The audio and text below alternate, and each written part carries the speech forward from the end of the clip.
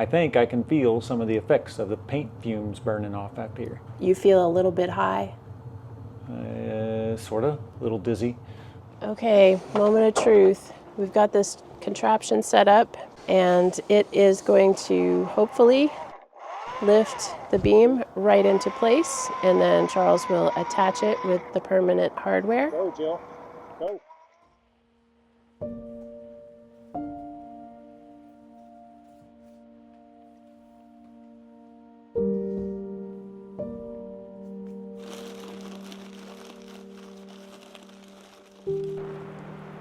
Welcome back to our off-grid home build. I'm Jill, my partner is Charles, and we are planning to stay the first winter ever in our yurt that we just finished out. And to do that, we're going to need to warm it up. It's a rainy October Sunday. The forecast high today is 45 degrees, and we are going to test out the rocket mass heater. It's not completely done, it doesn't have a finished coat yet, but it should be fully functional. This is our main vent to pull air for burn to happen. This is a secondary air that goes through this channel back into there and back in directly to the chimney.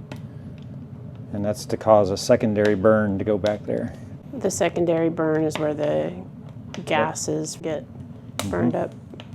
Yep. You always want to open one before you close the other. This is opening the valve to the mass of the rocket mass heater and closing the valve that goes underneath the mass. So we have a few challenges ahead of us in the testing phase. One is that we need to get a draft going out the chimney first, and then get it to go through the mass and hopefully still draft out the chimney. In the beginning, we had the horizontal damper open so the smoke could go straight up out the chimney. And then a few minutes later, Charles closed that one and opened up the flue that goes through the mass. We're hoping to heat up the mass and heat up the radiant floor heat coils inside the mass. Looks like it's drafting pretty darn well. Getting hot fast. As I was saying, we have a few challenges, and one of those challenges is to make sure that we don't melt our ceiling, because this barrel is going to get very hot, and we don't know exactly how much of that heat is going to transfer up to the ceiling. We do have the heat shield behind it, that's cement board, and the cement board should hopefully provide a nice barrier between the heat of the barrel and our siding and our ceiling, but we just want to make sure that the heat doesn't go up above the heat shield and become very intense. So Charles has a ceramic blanket ready just in case we need to cover up the barrel with that, and we also have a fan here to blow the hot air away if we need to do that. So far, so good. Yeah, well, you just lit it 10 seconds ago. I know.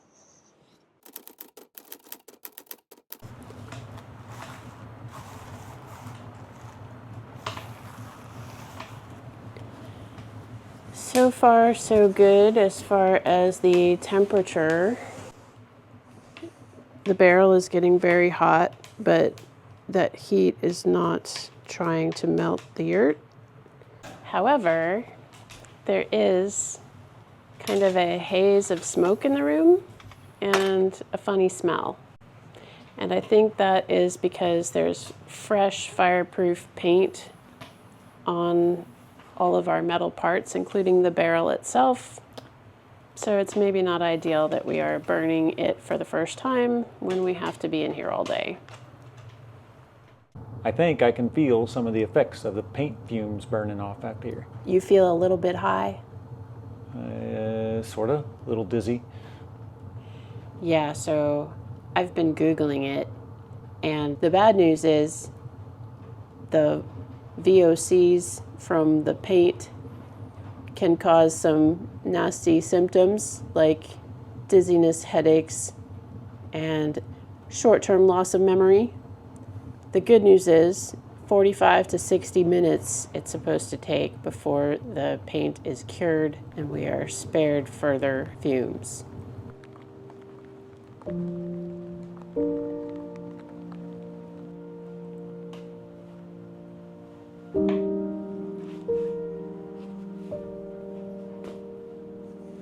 So remember, this was the day of the big test, and the batchbox stove seemed to be doing great.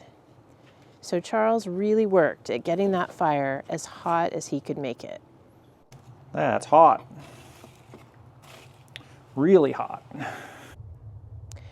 And what happened? We decided we'd better extend that heat shield a bit higher on the ceiling, because it did eventually get to about 135 degrees Fahrenheit, which is just a few degrees away from damaging the vinyl.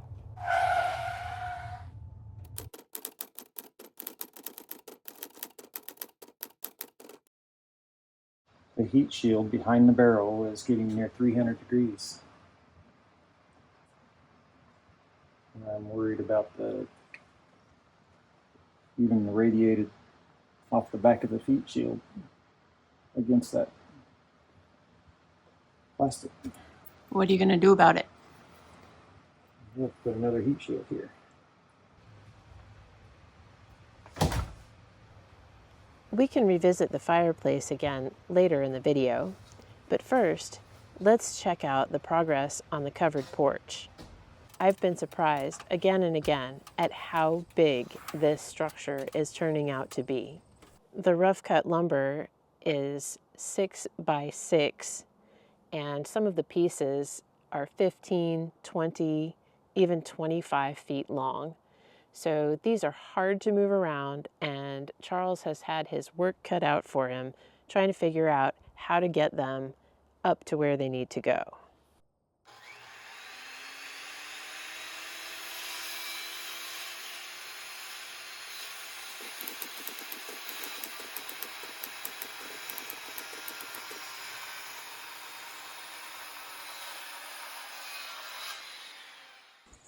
So I've rigged up a crane to be able to lift my beams a little easier. And it's made with a piece of a bed frame mounted on a 2x4 and lag bolted into the column. I've welded and reinforced the top of it so it doesn't fall apart, doesn't come loose while we're pulling. And then I borrowed an electric winch that's hooked to the top of it and goes down, and we'll hook the winch to the beam on a strap and we'll pull it up to the top. It'll still require another person to lift the other end of the beam, but it won't be much weight on it because the winch will take most of the weight. Yep, you were right. Let's do one on that block. Let's do a halfway where you're on that block there and I'm on this block.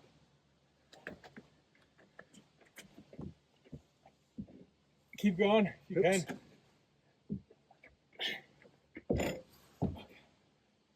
Oh, that is a big fucking piece of wood. Yes. I guess I got overconfident from our last time. This is kicking my ass. Back towards me. Yeah. 1, 2, 3. Scooch.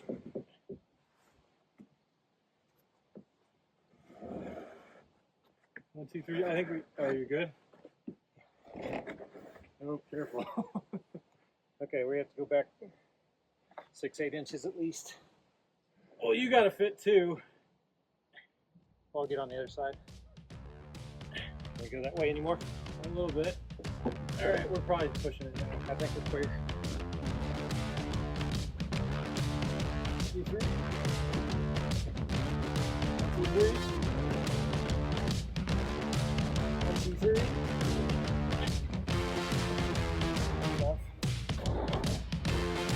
I'm pivoting over to that thing.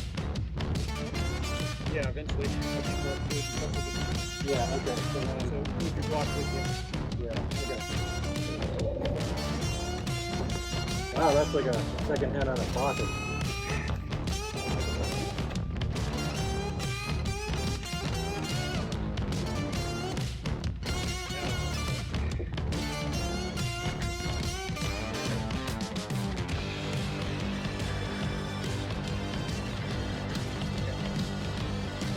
It's 180 degrees. Alright, I'm gonna do it again. Get 1, 2, 3.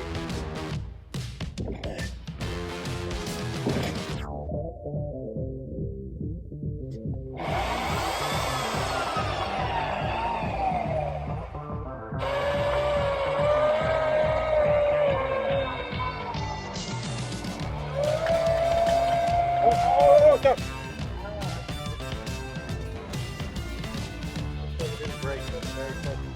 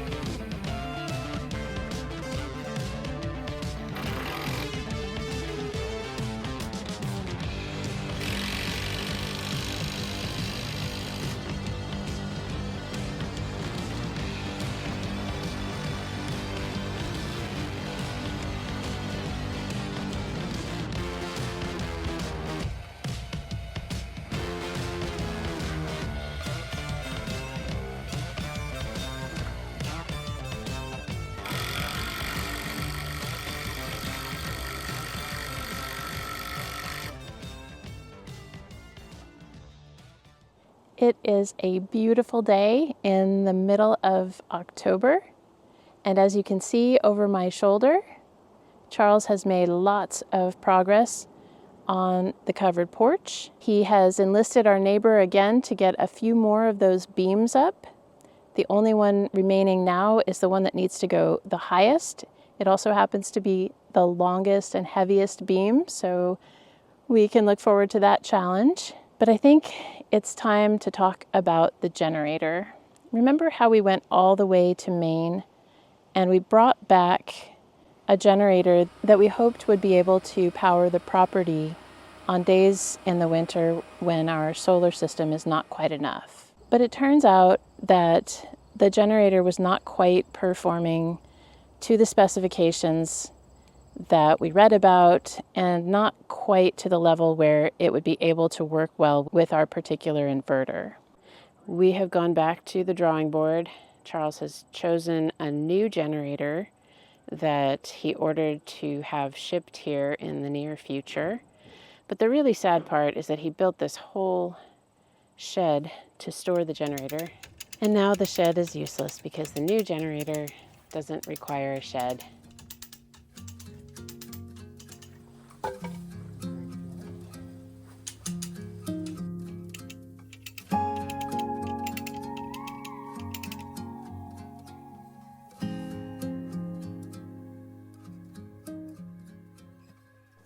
So Charles sold the little shed for the cost of the materials he put into it, and our replacement generator is a story for another video. But we are loving the Batchbox stove, and we're not letting it get too hot. We've still got improvements to make, but honestly, that's going to have to wait because we have so much more work to do on the covered porch. Good morning. Today is the day that the very largest, longest, and heaviest of the roof beams is going up higher than the rest of them, right in the middle. Fortunately, it's happening on my day off, so I am here to film it. So this monster hunk of wood is 25 feet long, and it needs to get all the way up to the peak of the roof, where it will hold up the rafters. But first, let's focus on getting it on top of the closest beam. For this part, Charles brought out his bed frame crane and the borrowed electric winch. But most of the weight of the lumber was hanging out front to avoid damaging the yurt. And watching Charles and Graham trying to keep it from tipping over would have been hilarious if it wasn't so scary.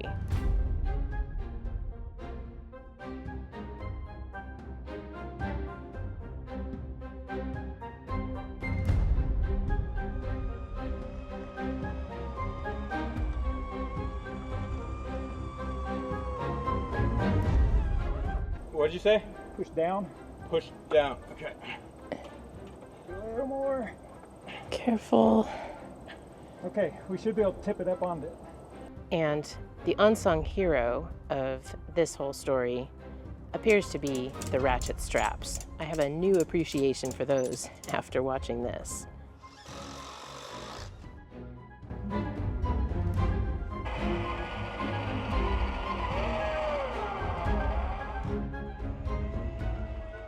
So I'm feeling a little bit less enthusiastic about being home to film this, the more we get into it. The beam still has to get flipped over, and it needs to go all the way up This off. to the top.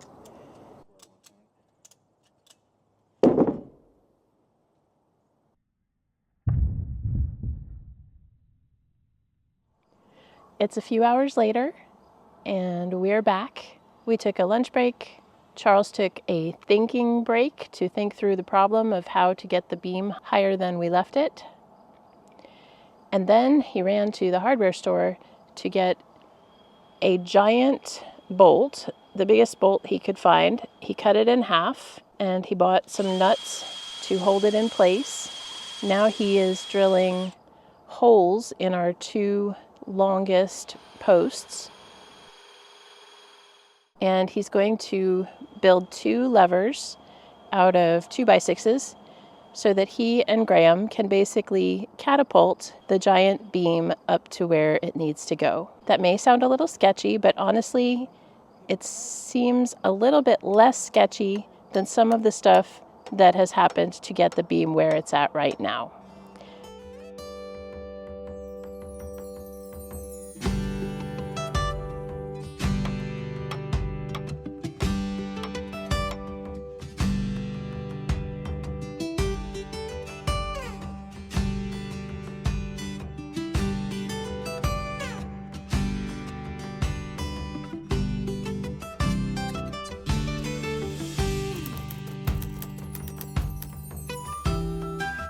Okay, moment of truth. We've got this contraption set up, and it is going to hopefully lift the beam right into place, and then Charles will attach it with the permanent hardware. So we have this 2x8 here that's attached with a very big bolt, and then the beam itself is screwed onto the ends. In the middle, Charles has attached We'll see if it the works. winch with multiple ratchet straps. The winch is supposed to be doing the work once we get it started.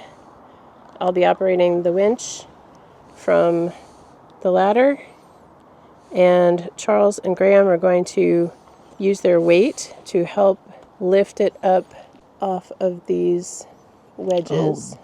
You ready? Yes. Okay, ready, Graham? Yep.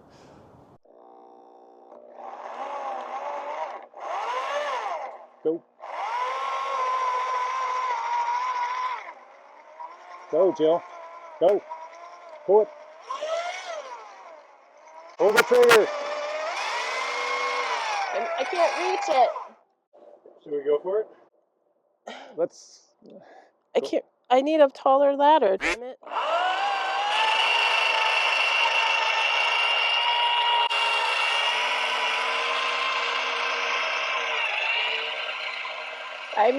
I can't reach it again. I need to bring the ladder backward. Okay. I'm weird now. I don't have as much weight.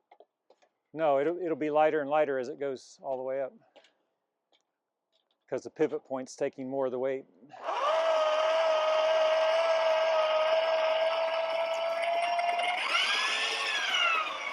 All right, easy. Easy as we get close. Keep going. It's low on one side. Maybe. Yeah, it's low on Graham's side.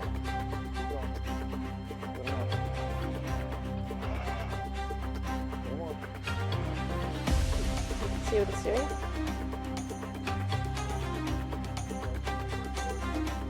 Is it hitting the top? I can't see it. This side's going good.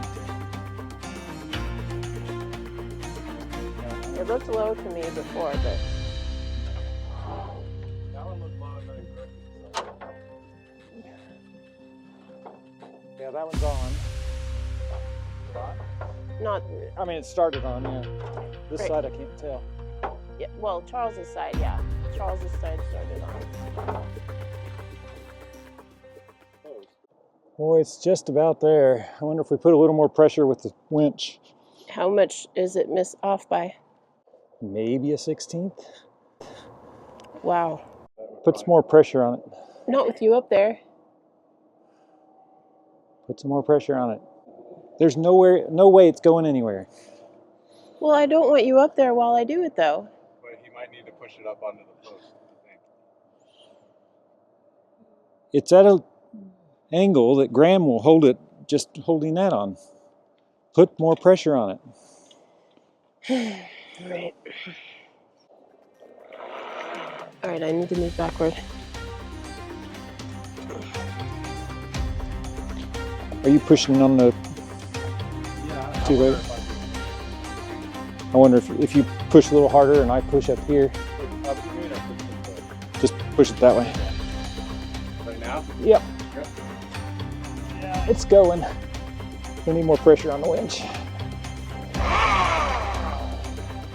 Go. Yeah. It's going. Oh my gosh. I'm excited about Yeah, that. that's so cool. Amish engineering, or maybe it's not Amish. I'll put blocks on this side of each of the posts so it can't go anywhere. Then we'll take 2x8s down and then we'll inch it that way to get it to where it needs to be. Just so we're clear, the ridge beam still needs to be pulled backward into place over the yurt roof before it gets permanently secured.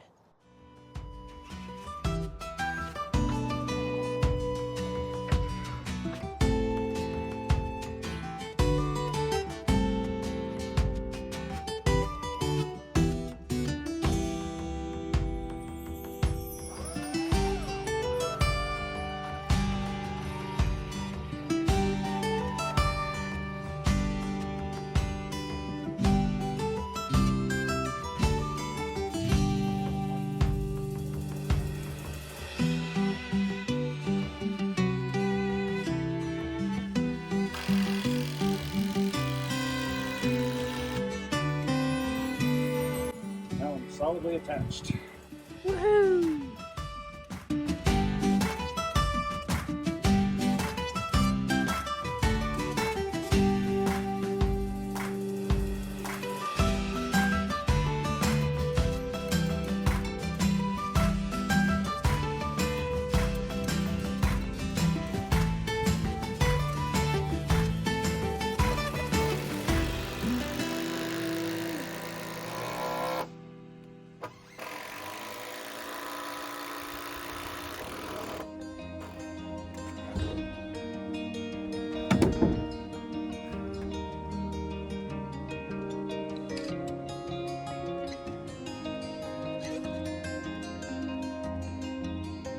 Kitty kitty.